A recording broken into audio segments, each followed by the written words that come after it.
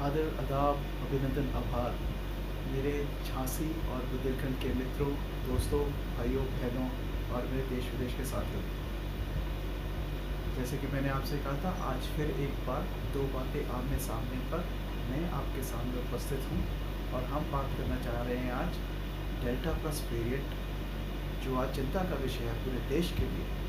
और समझा जा रहा है कि कोविड की वेव 3 जो है वो ये एक वेरिएंट लेकर के आए शायद। तो मेरे ख्याल से हमें थोड़ा समय देना चाहिए। मेरे ख्याल से साथी लोग जुड़ रहे हैं यहाँ और बहुत बढ़िया होगा। जितने लोग आएंगे, जुड़ेंगे, देखेंगे, उतना ही हमारा जानकारी और बढ़ेगी, और जिसके चलते हम फिर उसको समझ के उसका ज़्यादा उपयोग कर सकते हैं इंफॉर्मेशन का, और बेसिकली हम उस चीज़ को फ़ायदा उठा सकते हैं, बिकॉज़ ये बहुत ज़रूरी है। Delta plus variant is very risky, is very infectious, जिसके बारे में हम बात करना चाहते हैं आज। लेकिन फिर भी हम चाहेंगे कि हम बात करें ताकि वो मालूम पड़े कि किस तरह से ये प्रभाव कर सकता है हमारी सोसाइटी को और कैसे हमें इससे बचना चाहिए। तो ये बहुत ज़रूरी है। तो इसीलिए मैं थोड़ा सा वेट कर रहा हूँ, बट आगे बढ़ते हैं अपन धीरे धीरे। तो अब देखिए, ऐसा है साहब कि पूरे देश भर में लॉकडाउन खुला है, और लॉकडाउन खुलने के चलते लोगों ने, कहते हैं ना, कोविड अप्रोप्रिएट प्रोसीजर्स या कोविड अप्रोप्रिएट हैबिट्स या कोविड अप्रोप्रिएट प्रोसीजर्स जो हैं उनको फॉलो करना छोड़ दिया। Masking properly, covering the nose and the mouth was very important. Washing the hands time and again very frequently is very important. And of course the third part, which is social distancing, दूरी बनाए रखना एक दूसरे से 2 feet से ज़्यादा, बहुत ज़्यादा इम्पॉर्टेंट था। हमारे कोविड अप्रोप्रिएट हैबिट्स में ये 3 चीज़ें तो थी। अब एक चौथी चीज़ और आ गई है, जिसको हम कह रहे हैं वैक्सीनेशन ड्राइव। हमें चाहिए कि हम वो वैक्सीनेशन ड्राइव को जुड़ें और उस वैक्सीनेशन ड्राइव में अपने खुद वैक्सीनेट कराएं और अपने साथ के जितने भी हमारे जानकार हैं, हमारे परिवार में, हमारे दोस्तों में, हमारे दोस्तों के परिवारों में, भाई बहनों के परिवारों में, हम उनको भी बताएं, सजग करें कि आप जा करके ये करवाएं। बट चलिए धीमे धीमे इस पर बात आगे बढ़ाते हैं हम। लेकिन मैं आपको, जैसे कि आप जानते ही हैं कि दो बातें आमने सामने जो हमारा कार्यक्रम होता है, लाइव शो होता है ये, और उसमें वीडियो रिकॉर्डिंग्स का भी शो भी आते हैं, लेकिन ये कम्प्लीटली स्पॉन्सर्ड होता है। हमारे प्रायोजक होते हैं इसके, तो इस शो के भी हमारे प्रायोजक हैं। हमारे मेन प्रायोजक जो हैं उसमें वो डॉक्टर जियालाल मेमोरियल हॉस्पिटल से डॉक्टर प्रकाश गुप्ता हैं, जिनके पास 50,000 से ज़्यादा मोतियाबिंद और काला पानी यानी कैटरैक्ट एंड ग्लूकोमा जैसे डिजीज़ का सफल ऑपरेशन का एक्सपीरियंस है। इसके अलावा हमारे स्पॉन्सरशिप में आते हैं उपचार हॉस्पिटल, जो डॉक्टर राकेश त्रिपाठी द्वारा निर्मित है, और राकेश त्रिपाठी जी देश विदेश में हमारे बुंदेलखंड का नाम रोशन किए हैं। उनकी जो नवीन तकनीक है, राकेश रिमोट टेक्निक, जिसे वो RRBTT कहते हैं, वो बहुत ही पुरस्कृत एक उनकी टेक्नोलॉजी है, तकनीक है, और वो काफ़ी हड्डियों के इलाज में मदद करती है। तो हड्डियों से रिलेटेड इलाज में गठिया, आपका आर्थराइटिस, इन सब चीज़ों को लेकर के, फ्रैक्चर, कॉम्प्लिकेटेड रीढ़ की हड्डी, घुटने का दर्द, ये सारी चीज़ें लेकर के आप उपचार हॉस्पिटल में जाएं और डॉक्टर राकेश त्रिपाठी से परामर्श कर सकते हैं। हमारे सह संयोजक जो हैं वो हैं कमला हॉस्पिटल से रत्ना लेजर डेंटल क्लिनिक के डॉक्टर रजत मसूरिया, जो झांसी के सुपर मैक्सिलोफेशियल सर्जन हैं और एसोसिएट प्रोफेसर हैं बुंदेलखंड राजलक्ष्मी मेडिकल कॉलेज में। आपका हुनर है पूरा का पूरा मैक्सिलोफेशियल सर्जरीज के ऊपर, जो मुंह के कैंसर और जिन पेशेंट्स को तंबाकू खाने से कम मुंह खुलता है, उनका इलाज कराने के लिए आप वहां जा सकते हैं। और इसके अलावा डेंटल इम्प्लांट, ओरल रिलेटेड कोई भी इश्यूज़, उनसे आप परामर्श कर सकते हैं। इसके साथ साथ हमारे सह संयोजक हैं soliton academy, doctor mister Dhirendra Tiwari, जो कि खुद एक IIT BHU स्कॉलर हैं, और उनका इंटरनेशनल स्टडीज़ का एक्सपीरियंस है, इंटरनेशनल वर्क एक्सपोजर है।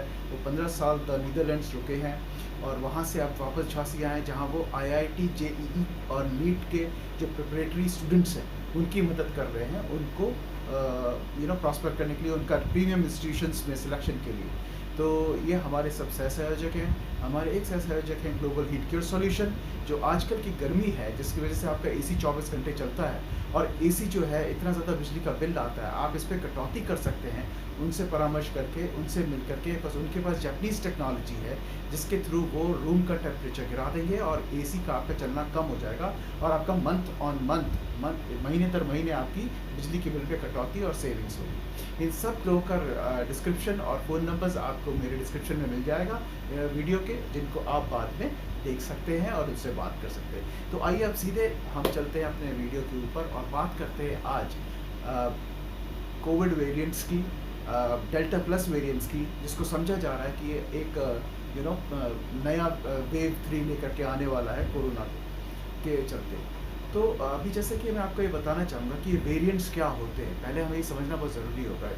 ये वेरिएंट्स जो बेसिकली हैं, ये हमारे जो वेरिएंट्स हैं वो म्यूटेशन से बनते हैं ना। देखिए अभी लॉकडाउन खुला, लोग बाग बाहर घूम रहे हैं, मास्क नहीं पहने हैं, तो कोई खांस रहा है, कोई छींक रहा है, किसी के अंदर पहले से वायरस हो सकता है, वो वायरस उनके अंदर पनपा डेवलप हुआ और जो वायरस होता है वो 1 से 4, 4 से 100 ऐसे करके बढ़ता है।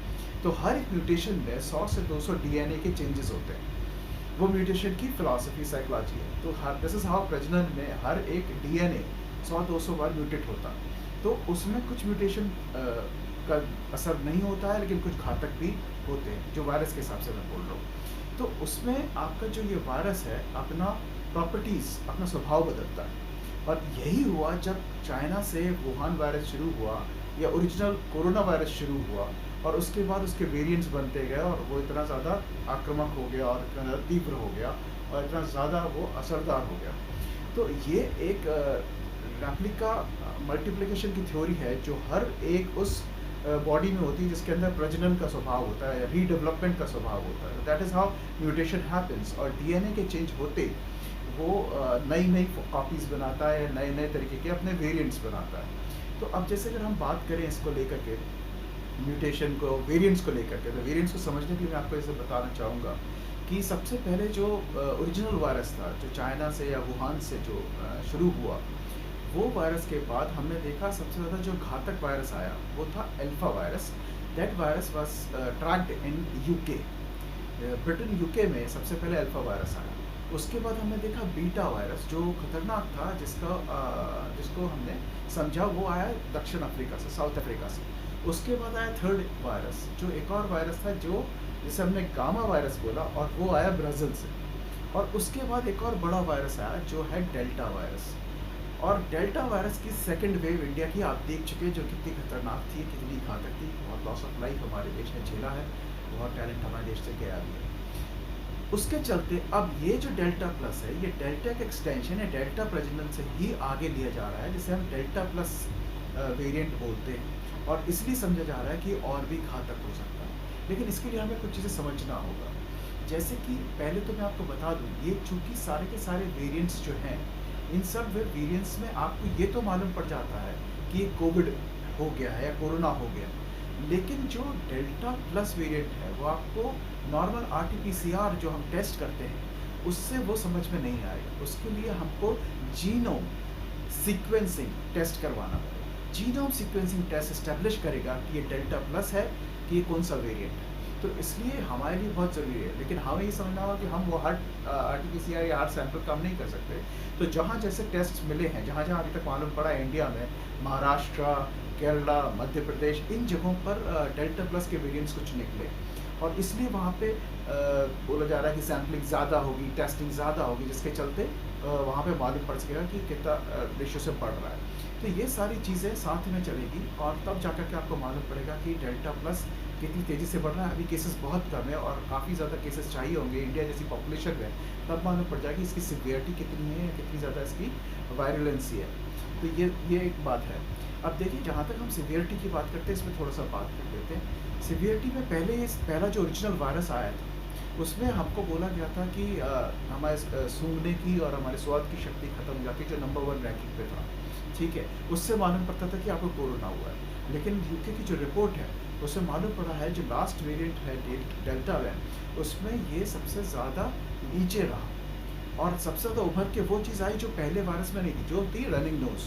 तो आज के वक्त में जब मैं डेल्टा की बात करता हूँ, जो कि अब यूरोप में, अमेरिका में, यूके में फैल रहा है काफ़ी तेज़ी से, और कल का आप पेपर देखेंगे तो उसमें लिखा हुआ है साफ साफ कि ये जो वायरस है रशिया में, यूके में, यूरोप में, अमेरिका में, ईरान में, थाईलैंड में, इंडोनेशिया में, हर जगह तेज़ी से फैल रहा है, दुबई में, यूएई में, हर जगह तेज़ी से फैल रहा है। और इसी के चलते डेल्टा वेरिएंट का खतरा उन्हें बहुत हो रहा है, बिकॉज हिंदुस्तान से ये वेरिएंट निकल चुका है और यहाँ पे डेल्टा प्लस आ रहा है। तो हमें डेल्टा की चिंता नहीं हो रही है जितनी हमें डेल्टा प्लस की हो रही है, जबकि और देशों में डेल्टा एक चिंता का विषय बन गया है, जिसकी वजह से लॉकडाउन और गवर्नमेंट्स ने अपनी अपनी तैयारियाँ शुरू कर दी। नाउ हैविंग सेड दैट, इसमें सबसे ज़्यादा इम्पॉर्टेंट जो चीज़ आती है वो ये आती है कि आपका जो वेरिएंट है उसका किस फॉर्म में वो आ रहा है। तो दो तरह की क्लासिफिकेशन है वेरिएंट, एक होता है वेरिएंट ऑफ कंसर्न और एक होता है वेरिएंट ऑफ इंटरेस्ट।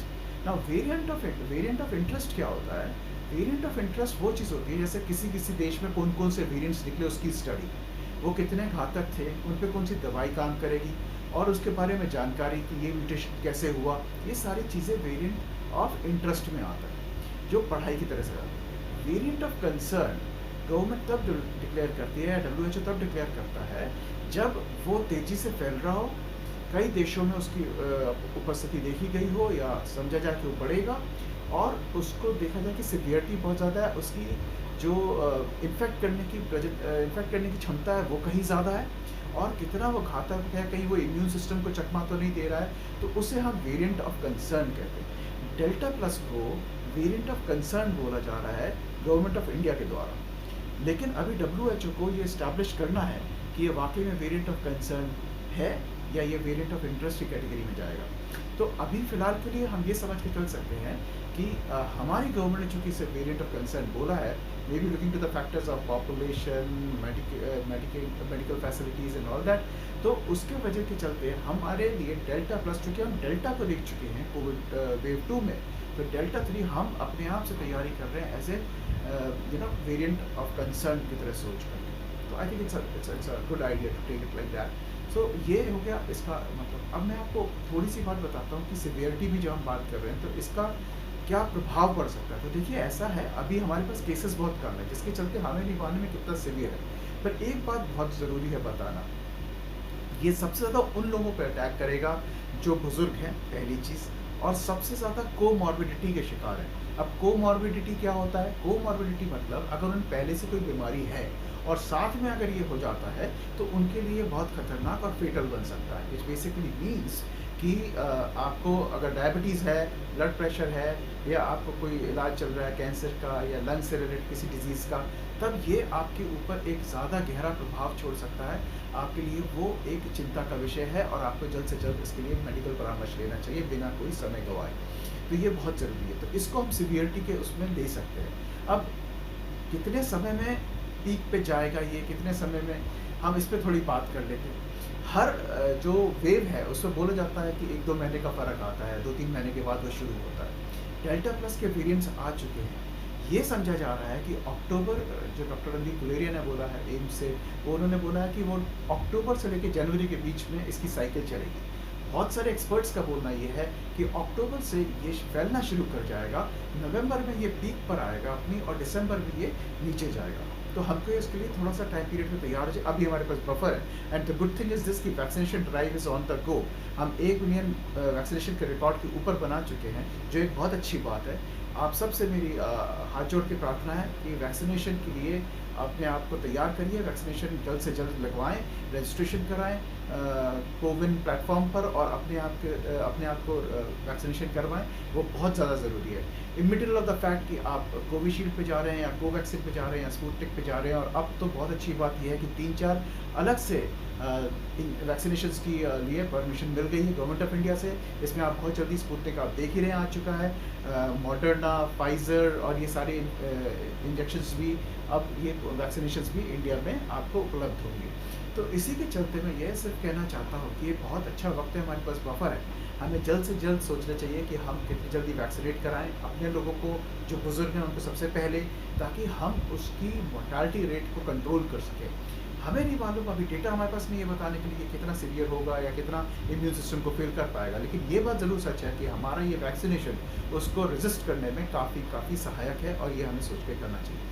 तो आई होप आपको ये वीडियो पसंद आया होगा, और अगर पसंद आया आपको ये वीडियो तो इसको थम्स अप कर दीजिएगा, हमको सब्सक्राइब कीजिएगा, चाहे फेसबुक पे हो या यूट्यूब पर, हमको लाइक कीजिए, और अपना ध्यान रखिए, अपने अपनों का ध्यान रखिए। नमस्कार।